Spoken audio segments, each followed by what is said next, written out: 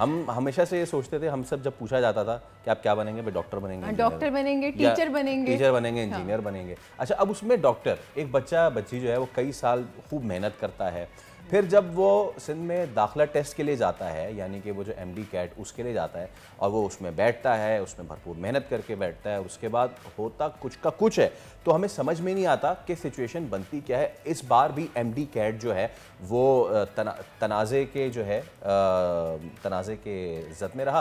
Secretary general PA में doctor कैसर सज्जाद आज हमारे साथ मौजूद हैं। डॉक्टर साहब, सबसे पहले तो गुड मॉर्निंग, अस्सलाम वालेकुम।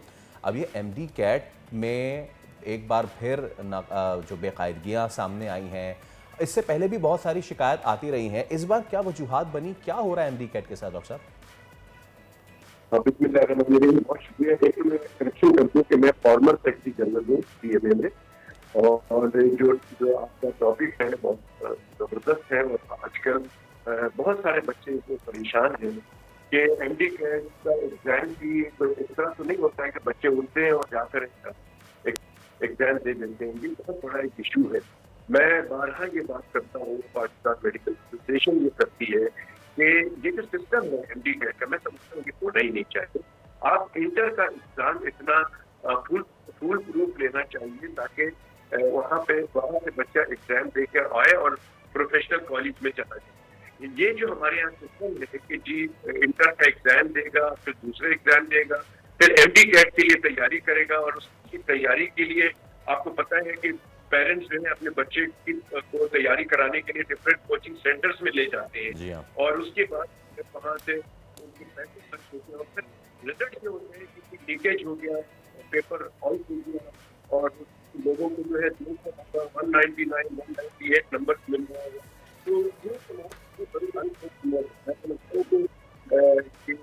सिर्फ और सिर्फ जाहिर करने के साथ यही है कि आप इंटर का एग्जाम जो अच्छा कैसे साहब, हम तकनीकी वजूहात की बिना पे ऑडियो हम तक सही नहीं आ रही, जब तक हम इस मामले को दुरुस्त करते हैं तब तक आपने एक बहुत अहम बात की, और वो ये कि एक बच्चा है वो पहले 9th में मैट्रिक में मेहनत करता है, उसके बाद वो फर्स्ट ईयर सेकेंड ईयर में मेहनत करता है, वो बोर्ड के एग्ज़ाम देता है, यानी कि उसको पहले अपनी काबिलियत दिखानी पड़ती है ऑन द बोर्ड लेवल के भाई मेरी इतनी परसेंटेज है। उसके बाद फिर वो उसको एप्टीट्यूड या MD कैट में बैठना पड़ता है, उसको MD कैट में अलग से अपनी काबिलियत बतानी पड़ती है कि भाई MD कैट वालों मैं इतना काबिल हूँ, जिसके लिए उसे कोचिंग सेंटर्स में जाना पड़ता है। ये एक विशियस सर्कल है, एंड हम इसके बारे में ज़रूर ये बात करना चाहेंगे कि ये जो निज़ाम है, क्या वक्त नहीं आ गया है कि इसको तब्दील किया जाए? डॉक्टर साहब, आप एक बार फिर हमारे साथ मौजूद हैं। आपने बहुत अच्छा पॉइंट रेज़ किया कि मैं स्टूडेंट हूँ, पहले मैं बोर्ड को बताऊंगा कि मैं कितना अहल हूँ, और मैं 80-90 परसेंटेज ला के दिखा दूंगा कि मैं कितना अहल हूँ, लेकिन फिर मुझे बोर्ड को ही बताना पड़ेगा कि नहीं सर, जो मैंने आपको अपनी अहलियत दिखाई है ना, आप थोड़ी रैंक करेंगे मुझे कोई और रैंक करेगा। मैं कोचिंग सेंटर जाके तैयारी करूँगा MD कैट में, फिर उसके बाद इंटरव्यू इन ऑल। वक्त नहीं आ गया डॉक्टर साहब कि हम तब्दीली करें अब इस विशियस सर्कल में? बिल्कुल आपकी बात दुरुस्त है। यही मैं कह रहा हूं कि जो लोग उनसे पूछें कि जो पेरेंट्स हैं, जो स्टूडेंट्स हैं, जो कि इतने परेशान होते हैं, उसकी वजह से प्रॉब्लम बढ़ती चली जाती है। मैं समझता हूं कि कोशिश ये करनी चाहिए कि हमारा जो एग्जामिनेशन का सिस्टम है, जो हमारा एजुकेशन का सिस्टम है, हमने ये कह के छोड़ दिया कि जी इंटर में तो नकल बहुत होती है। फिर आपने ये सिस्टम बनाया कि नहीं जी, हम हर आदमी अपने अपने एजुकेशनल इंस्टीट्यूशन में अपना एग्जाम लेगा और वो करेगा। ये मैं समझता हूँ कि एक अननेसेसरीली बर्डन है स्टूडेंट्स के ऊपर।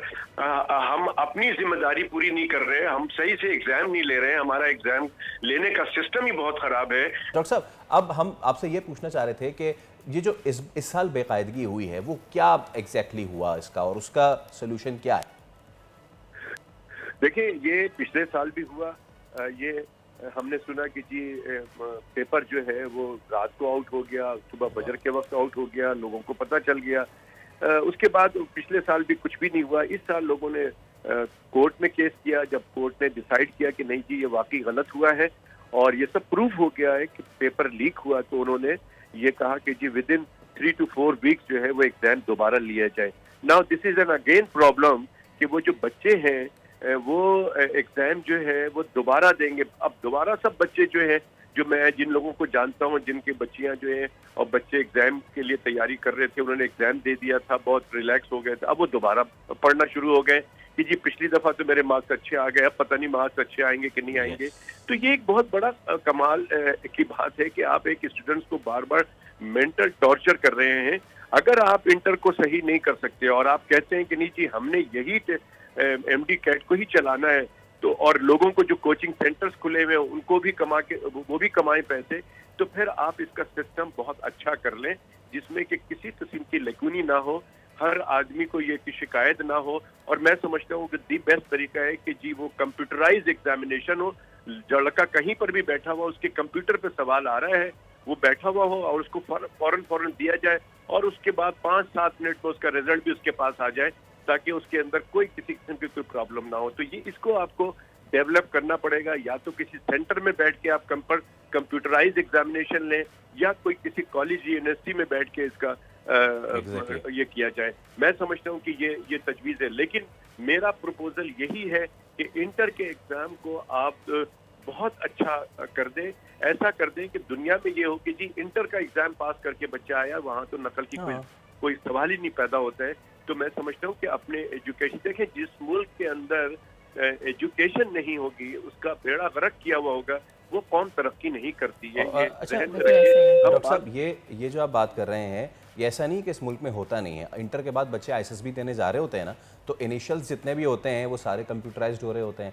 हाँ, इस पे ये बहस हो सकती है कि ISSB में जो बच्चे अपेयर हो रहे होते हैं उनकी MCAT में अपेयर होने वाले बच्चों की तादाद ज़्यादा होती है और ISSB में कम होती है, बट हम इस पर करना तो पड़ेगा। अच्छा, अब हम किस दौर में जी रहे हैं डॉक्टर कैसर, कि जहाँ पे दुनिया पता नहीं चांद मरीख से आगे जा चुकी है और हम अभी तक पेपर लीक होने को ही नहीं रोक पा रहे हैं, और पेपर लीक कोई बाहर का बंदा तो नहीं आके करता है। तो इस पे जो इम्तिहान कंडक्ट करने वाले हैं वो अपनी अदाओं पे भी तो गौर करें ना।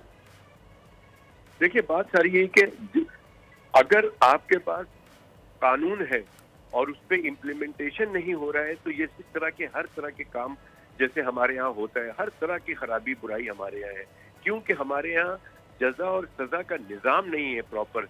अगर देखें, पिछले साल भी ये बात हुई थी कि जी डिवाइस बच्चों को दे दिया गया था, किसी से 30 लाख किसी को 40 लाख लेके उन्होंने डिवाइस के जरिए ये बताते रहे कि जी B पे टिक करो, A पे टिक करो और C पे टिक करो। ये इस तरह से ये लोगों ने कमाए पैसे, उसको पकड़ा नहीं गया, उसको डिटेक्ट नहीं किया कि वो कौन लोग हैं कि जो इन्होंने इस तरह के काम कराते हैं। अगर उनको पकड़ा जाता, उनको करार वाकई सजा दी जाती, तो मैं समझता हूँ कि आगे ये अमल रुक जाता। लेकिन चूंकि कोई पकड़ नहीं होती है, कोई सजा नहीं होती है, इसलिए ये सिस्टम चलता रहता है। इसी तरह से हमारे माशरे में बुराइयां जन्म लेती रहती हैं। लोग ये समझते हैं कि अच्छा यार, मैंने तो उसका मोबाइल चुराया, डकैती की, ये किया, मैं तो दोबारा छूट के आ गया हूँ, मेरे कुछ मिलता तो नहीं है, कुछ सजा तो नहीं होती है। तो ये जो मैसेज जा रहा है ना माशरे में, ये गलत मैसेज जा रहा है। अब ये टाइम आ गया है कि मैं समझता हूँ कि जजा और सजा जो इस्लाम में है उसका सिस्टम इम्प्लीमेंट किया जाए, ताकि इस बुराई को और इस तरह की तमाम एब्सोल्युटली डॉक्टर साहब, ये जो सिर्फ MD कैट से पहले भी जो 9th matric first year second year के पेपर लीक हो रहे होते हैं, उसमें अगर सजा जजा का कॉन्सेप्ट बना लिया जाए तो ये पेपर लीक होना बंद हो जाए और फिर इस तरह के बार बार इम्तिहान लेने की जरूरत ना पड़े। एक भी बार सजा हो जाए ना, तो फिर दोबारा नहीं होगा। ट्रस्ट में, तो मतलब हमें बहुत ज़रूरत है भी इसके ऊपर, क्योंकि एजुकेशन जो है वो किसी भी कौम का बेसिक है। रूट्स में जब तक आप एजुकेशन नहीं डालेंगे, कौम आगे तरक्की नहीं करेगी। सब्सक्राइब करें और बेल दबाएं ताकि कोई खबर रह न जाए।